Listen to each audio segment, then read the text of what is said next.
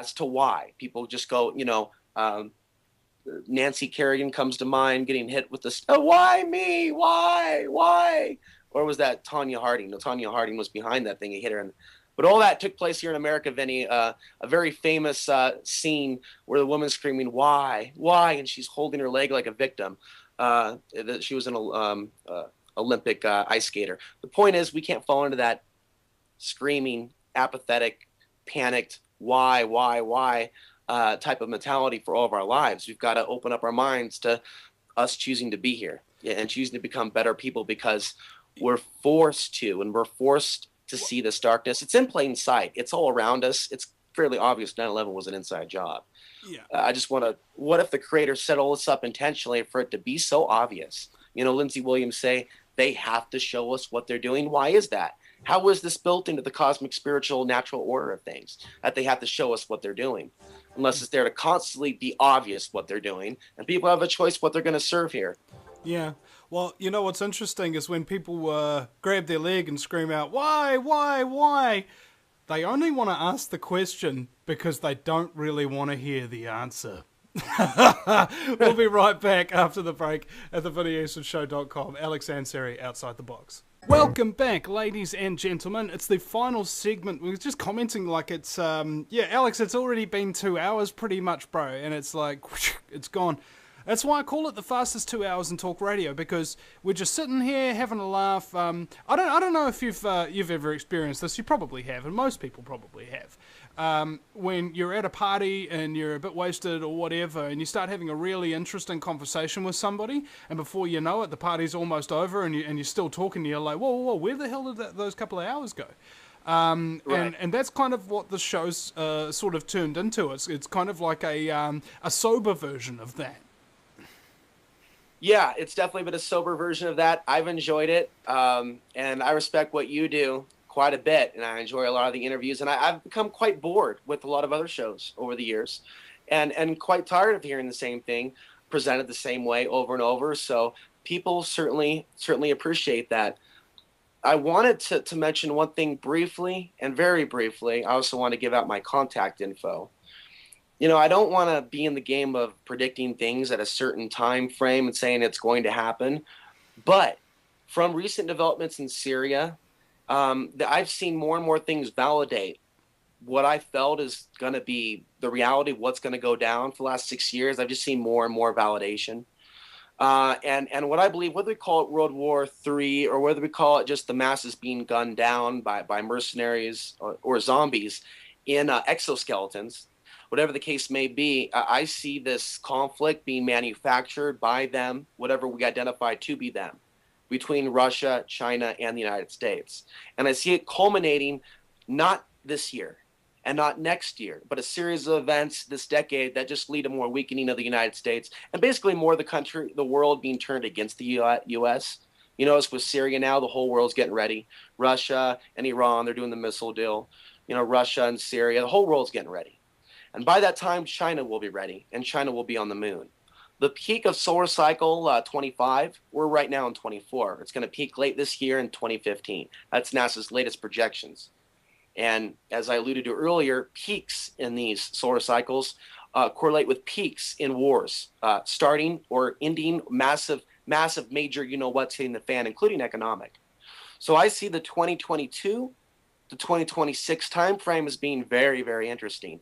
Unfortunately, when I hear from people like Alfred Weber and others, I keep hearing them talk about still this collective consciousness timeline that's going to fix everything.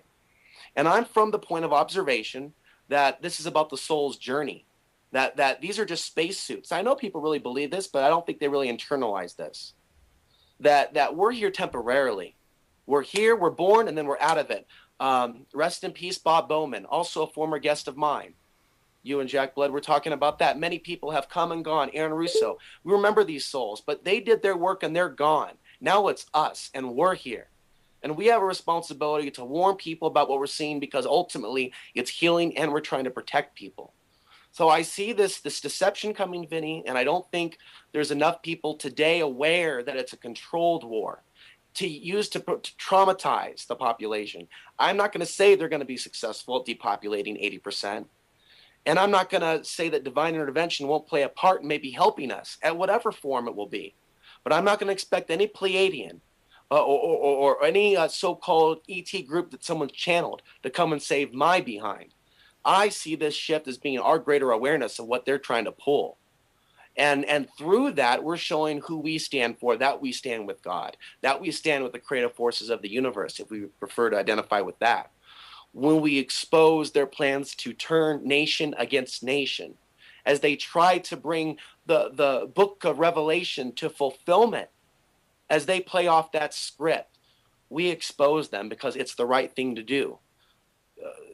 Forget about Jesus returning. How about the Christ consciousness within us now rising out of the ashes and being something powerful? So that's what I think we're looking at, and we need to keep our understanding that they want us to be divided. And people start posting on the internet, "Oh, I've got my guns, come and take it." They're telling the government where they are and what their intentions are. And they're missing the point that this is a larger fight they're going to be fighting. If they're planning to bring Chinese and Russian troops and Polish troops and all these other hardened troops into the United States. And they remember those things without also becoming paranoid when they come across foreigners. Well, see, I But remember. that's pretty much... I remember, like, pre-Pearl Harbor, I think it was a Japanese admiral who was saying we would never have a land invasion of the United States. If we did, we'd have a gun pointed at us from behind every blade of grass. But conveniently, there's been 16 mass shootings since the election of President Obama. Isn't that an interesting statistic? You know?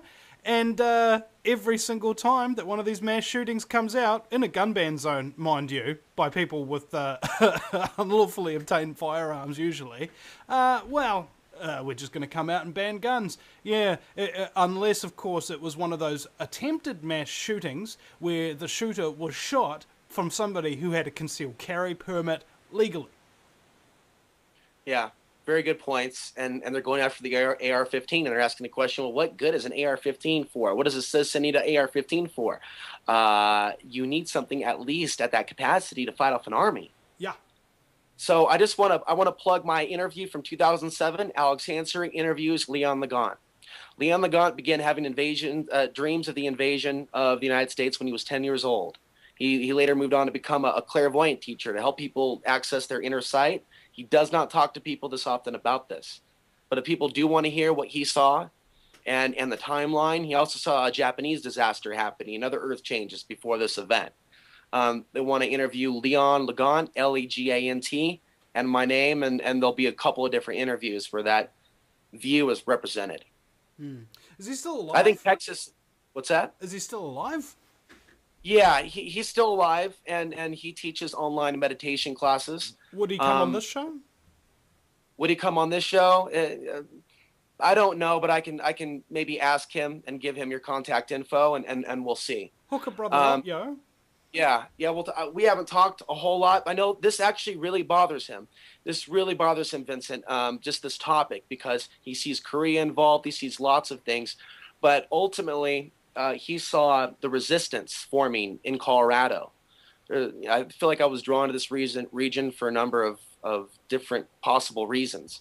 But he saw the invasion stopped after a few years, divine intervention, things of that nature, but basically the U.S. coming together around the Rocky Mountains.